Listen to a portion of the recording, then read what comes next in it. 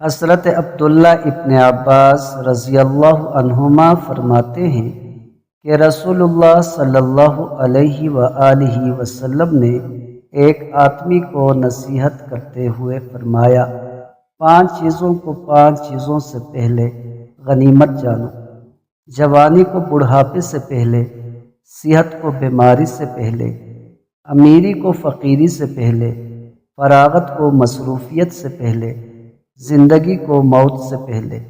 مستدرک امام حاکم، حدیث نمبر 7846۔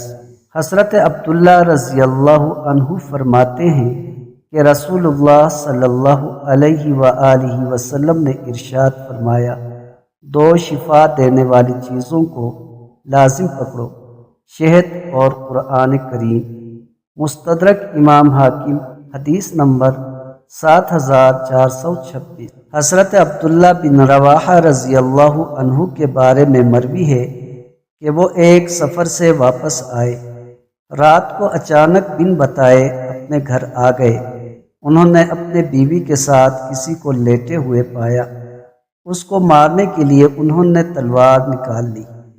ان کی زوجہ کہنے لگی، یہ فلاں خاتون ہے، یہ مجھے کنگھی کرنے آئی تھی۔ پھر وہ رسول اللہ صلی اللہ علیہ وآلہ وسلم کی بارگاہ میں حاضر ہوئے اور آپ صلی اللہ علیہ وآلہ وسلم کو یہ ماجرا سنایا۔ رسول اللہ صلی اللہ علیہ وآلہ وسلم نے فرمایا، رات کے وقت سفر سے عورتوں کے پاس مت آیا کرو۔ مستدرک امام حاکم، حدیث نمبر 7798۔